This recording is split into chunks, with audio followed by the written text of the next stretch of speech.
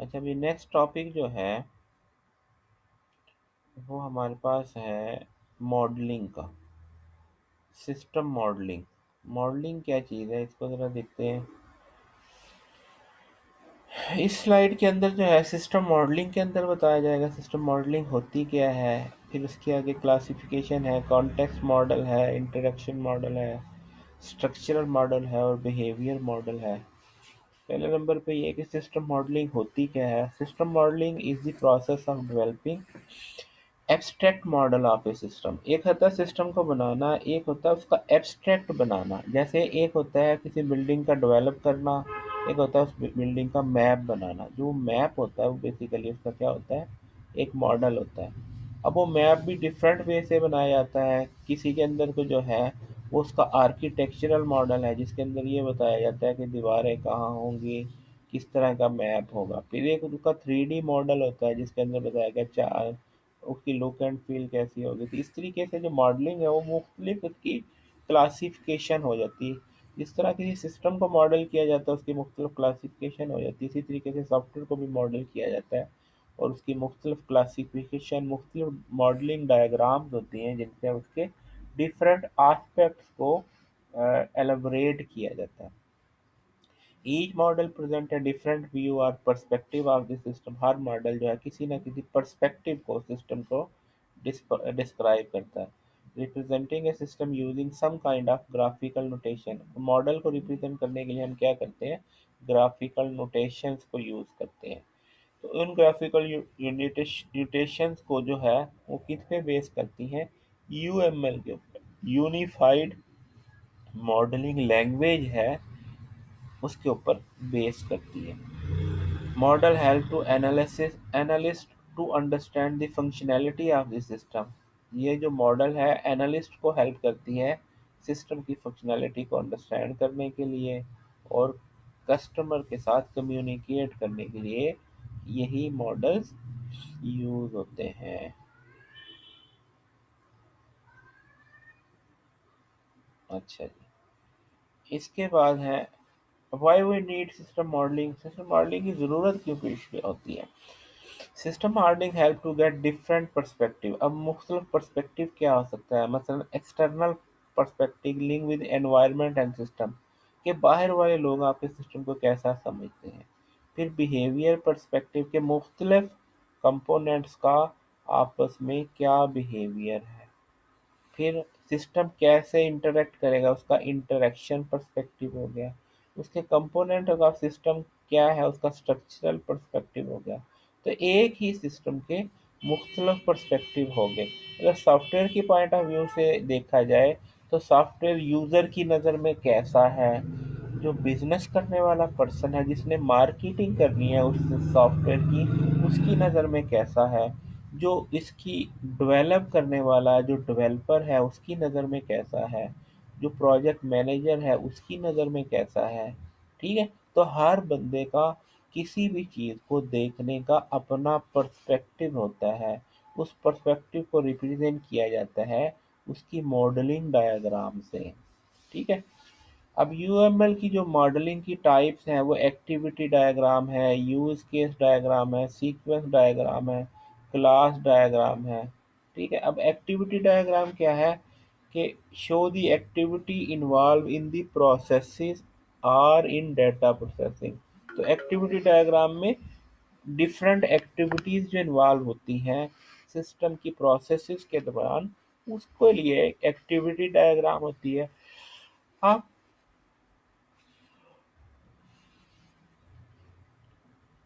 अब use case diagram के अंदर उसके यूजेज के पॉइंट ऑफ व्यू से कि कौन सी चीज़, कौन सा यूज़र किस किस कंपोनेंट को यूज़ करेगा, वो यूज केस डायग्राम में।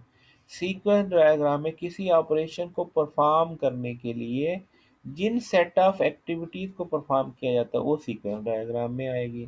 फिर क्लास डायग्राम के अंदर के डिफरेंट क्लासेस के अंदर जो मुख्तलिफ क्लासेस आपस में इंटरेक्ट करती हैं और उसके नतीजे में पूरा एक सिस्टम बनता है।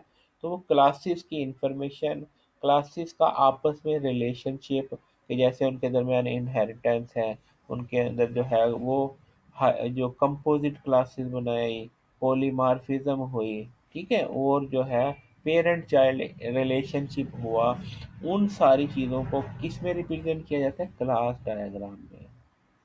ठीक है, और फिर इसी तरीके से स्टेट डायग्राम में मुख्तलिफ कंपोनेंट्स का आपस में इंटरेक्शन स्टेट डायग्राम में बताया जाता है। तो ये हमारे पास मुख्तलिफ टाइप की डायग्राम्स हैं जो क्या बताती हैं, मुख्तलिफ perspective of a software system और सिस्टम को। अच्छा, उसके बाद है context and process model. Context and used to illustrate the operational context of system, show what lies outside the system boundaries. Social and organizational concerns may affect the decision on where to position system boundaries. Context models simply show the other system in the environment, not how the system being developed is used in that। यानी जो context model है, मसलन देखो आपने एक system बनाया, आपने कहा जी कि ये सिस्टम जो है वेदर फॉरकास्टिंग की इंफॉर्मेशन जो है वेदर डिपार्टमेंट से लेगा। फिर आपने कहा ये जो हमारा सिस्टम है इंटरनेट की फैसिलिटी पीटीसीएल से लेगा। तो अब ये जो आपकी इंटरेक्शन अदर सिस्टम्स के साथ है, वो किस में रिप्रेजेंट होगी, कॉन्टेक्स्ट मॉडल के अंदर, कॉन्टेक्स्ट एंड प्रोसेस मॉडल के अंदर। कि जो आउटसाइड ही सिस्टम आपकी बाउंड्रीज कहाँ तक है, किन किन के साथ आपकी इंटरेक्शन है, वो किस में आएगी, कॉन्टेक्स्ट एंड प्रोसेस मॉडल के अंदर। ठीक है जी। Process model reveal how the system being develop is use in broader business process. कि आपका जो सिस्टम आप बना रहे हैं वो असल में बड़े सिस्टम के अंदर जाके कहाँ पे जाके फिट होगा, और कहाँ कैसे वो दूसरे एंटिटीज के साथ इंटरेक्ट करेगा, ये किस में आ जाएगा, कॉन्टेक्स्ट एंड प्रोसेस मॉडल पे। Represent all external entities that may interact with the system. कि इस सिस्टम जो आप बना रहे हैं इसके साथ और लोग कौन कौन से सिस्टम इंटरेक्ट करेंगे। System at the centre with no detail of its interior structure. अब यहाँ पे जब कॉन्टेक्स्ट मॉडल बनाया जाता है उसके अंदर ईची बीची नहीं बताई जाती कि आपके सिस्टम के अंदर क्या क्या चीज़ें, बल्कि उसको एज ए होल रिप्रेजेंट किया जाता है। The objective is to focus attention on external factors। इसमें क्या है, एक्सटर्नल फैक्टर्स के ऊपर फोकस किया जाता है।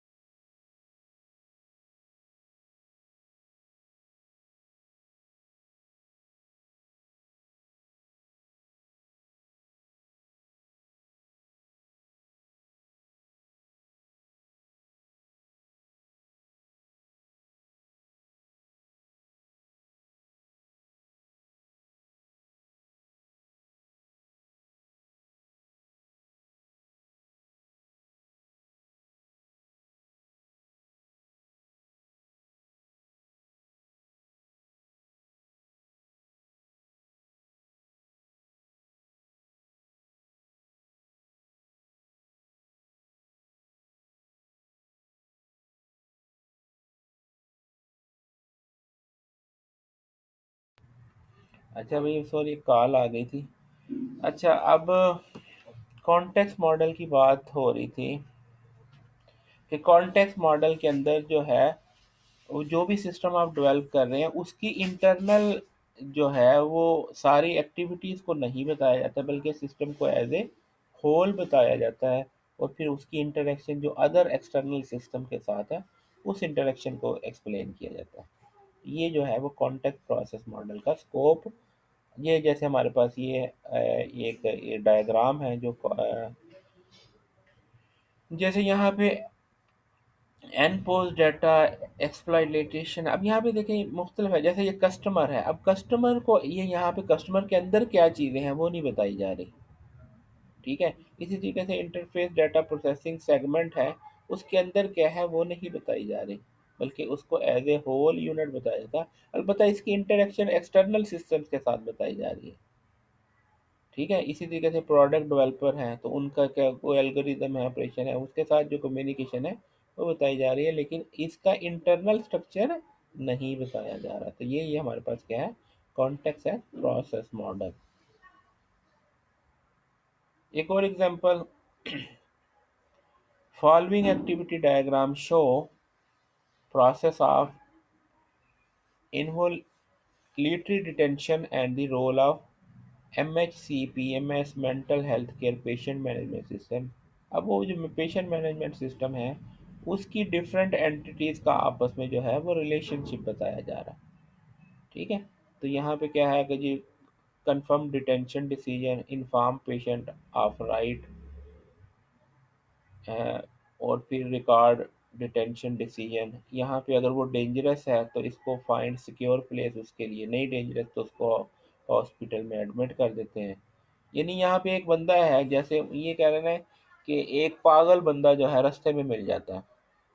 अब वो बंदा मिल जाता है तो उसको देखते हैं तो उसकी हालत कैसी है। हालत से पहले उसको देखते हैं कि ये कोई रजिस्टर्ड पागल तो नहीं है, कि ह्यूमन राइट वाले आ जाएं कि जनाब अगर तो इसकी एंट्री वहाँ पे है तो वहाँ से उसको ट्रेस कर लें कि जनाब ये आपका जो है आपका वो इस पेशेंट के ऊपर आपके राइट तो नहीं है। अगर तो वो है तो उसके अकॉर्डिंगली इसको ट्रीट किया जाए।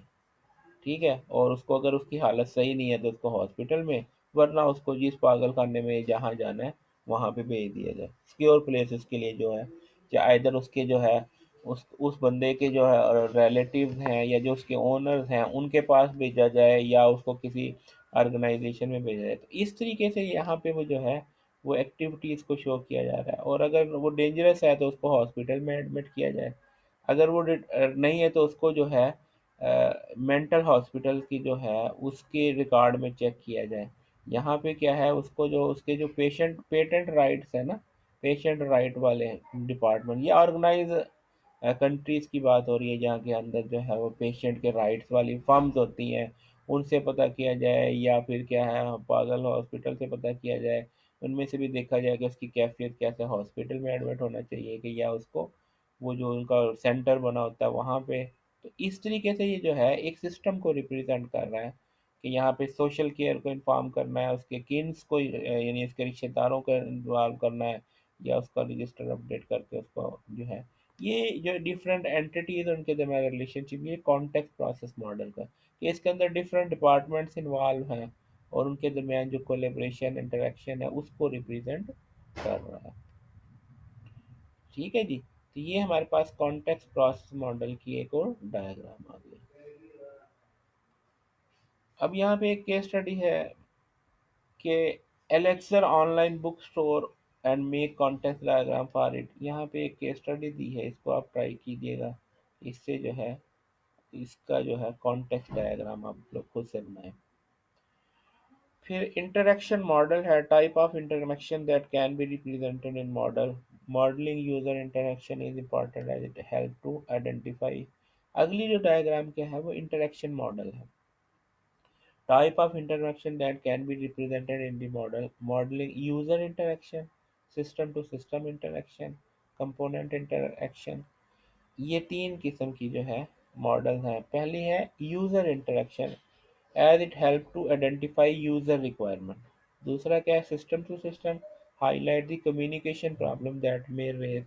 फिर कंपोनेंट इंटरेक्शन है, help to understand if proposed system structure is likely to deliver the required system performance and dependability. A use case can were developed originally to support requirement elicitation and how new incorporated into UML. Each use case represents the discrete task. Her use case किसको represent करता है? एक discrete task को that involve external interaction with the system. अब use case क्या है? मसलन login है, वो एक यूज केस है, ठीक है। और पेमेंट है, एक यूज केस है, ठीक है। पेशेंट इंफॉर्मेशन गेट करना एक मुकम्मल यूज केस है, ठीक है। पेशेंट का एडमिट करना एक जो है पेशेंट एडमिशन के नाम से एक यूज केस है। तो ये क्या है? मुख्तलिफ यूज केस एक मुकम्मल एक टास्क को परफॉर्म करने की जो एंटिटी को क्या कहते हैं? यूज केस कहते हैं। जैसे यहाँ पे देखें कि मतलब बैंक में जाते हैं, बैंक अकाउंट का ओपन करना एक यूज केस है, पैसे जमा करवाना एक यूज केस है, पैसे निकलवाना एक यूज केस है, ठीक है। तो ये क्या है? यूज केसेस है। और उनको यूज कौन करता है? कस्टमर यूज करता है। ये कौन यूज करता है? कस्टमर। अब कस्टमर की भी दो किस्में हो गई। एक NRFC है, non resident financial customer, foreign customer, non resident foreign customer जो बाहर से आया हुआ है। अब उसको उसको क्या है? उसको ज़्यादा से ज़्यादा क्या है? मैंने करेंसी एक्सचेंज करवानी, बैंक जाएगा, क्या है? करेंसी एक्सचेंज करवानी। तो वो अगर चाहे कि अपना अकाउंट खुलवाना चाहे तो वो इनको भी यूज़ कर सकता है, वो एज ए कस्टमर भी। वो डिपेंड करता है कि उसकी वो नेशनैलिटी उसको अलाउ करती है कि यहाँ पे अपना अकाउंट खुलवा सके या नहीं। वो as per country to country rules vary करते हैं, ठीक है। तो ये यहाँ पे क्या है कि इन यूज केसेस को कौन यूज करता था? करेंसी एक्सचेंज को ये NRFC कस्टमर यूज करता है, और ये बाकी चीज़ें सारी इसी तरीके से बैंक का एम्प्लॉय है, वो भी तो इंटरेक्ट करता है ओपन अकाउंट को, कि अकाउंट खोलता है, ये खुलवाते हैं, ये खोलता है। तो ये ओपन अकाउंट का जो है उसमें इन्वॉल्व होता है बैंक एम्प्लॉय भी इन्वॉल्व होता है। तो ये इस तरह की जो है इंटरेक्शन मॉडल जिसके अंदर यूज केसेस दिखाए गए हैं। फिर इसी तरीके से सीक्वेंस डायग्राम है, ये भी इंटरेक्शन मॉडल में आती है। सीक्वेंस डायग्राम क्या है? To model the interaction between the actors and the object within the system. Actors क्या हैं? ये जो जो इंटरेक्ट करते हैं वो एक्टर्स हैं। अब एक एक्टर आया, मेडिकल रिसेप्शन आया। मेडिकल रिसेप्शनिस्ट वो है जो हॉस्पिटल में बैठा है। एक पेशेंट आया, वो मेडिकल रिसेप्शनिस्ट के पास कि जी मैंने जो है फलां बंदे से मिलना है, उसकी आईडी है। तो वो चेक करेगा कि ये जो जिस पेशेंट के बारे में पूछ रहा है वो पेशेंट इन्फो के मॉड्यूल के पास जाके उसकी आईडी बताएगा, ठीक है। अब ये पेशेंट इन्फो का मॉड्यूल है, वो हॉस्पिटल की डेटाबेस में चेक करेगा कि ये पेशेंट है कि नहीं है, ठीक है। फिर वो चेक करेगा कि ये जो बंदा पूछ रहा है वो इसका ऑथोराइज भी है कि नहीं है, कि ये इससे मिल भी सकता है कि नहीं, इसका रिलेटिव है नहीं है, अगर एंट्री करवाई है तभी है ना। तो वो उसकी ऑथोराइज है। अब ये क्या है कि ये डिफरेंट सिस्टम्स हैं, डिफरेंट कंपोनेंट्स हैं सिस्टम के जो आपस में इंटरेक्ट करते हैं। और एंड पे जो है वो तो या तो उसको ऑथोराइजेशन को ओके कर देगा, तो या कहेगा जी ये कंसर्न बंदा नहीं है, या ये कह देगा ये बंदा ही नहीं मिला, ठीक है। तो इस तरीके से जो है ये जो इंटरेक्शन है ये किससे शो हुई? सीक्वेंस डायग्राम से। किससे हुई? Sequence to model the interaction between the actors and the object within the system, show the sequence of interaction that take place during a particular use case. मसलन एक medical receptionist से आपने किसी patient की info लेनी है, तो उस इन्फो लेने के लिए जो आपको सेट ऑफ एक्टिविटीज होती हैं उनको किस में रिप्रेजेंट किया जाता है? सीक्वेंस डायग्राम में। The object and the actor involved are listed along the top of the diagram, while the dotted line draw the vertically from these interactions between object are indicated by annotated arrows। ये जो annotated arrows हैं इनकी मदद से, क्योंकि जो अंदर अंदर खाता जो इंफॉर्मेशन फ्लोट होती है उसको इससे डॉटेड लाइन से शो की जाती है,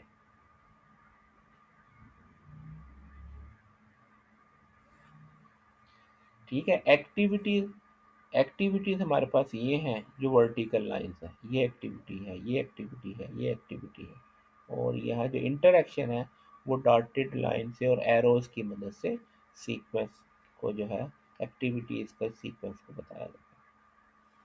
ठीक है जी। तो ये हमारे पास क्या थी, सीक्वेंस डायग्राम। यहाँ तक कोई क्वेश्चन तो पूछते हैं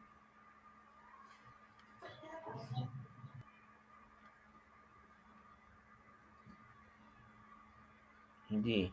ठीक हो गया।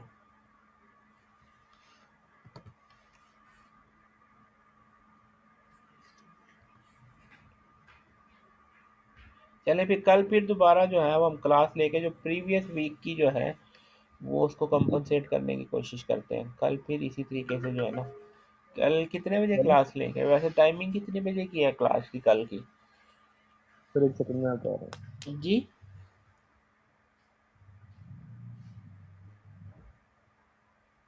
कल भी सेम टाइम पे ही कर लेते हैं। सर सेम टाइम में तो नहीं हो सकती, मतलब आपकी जो क्लास है सर वो तो है वैसे। 12 बजे शायद। कितने बजे है क्लास?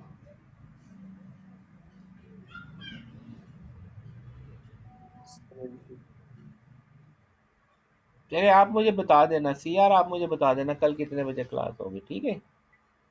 चलिए, ओके सर, जी।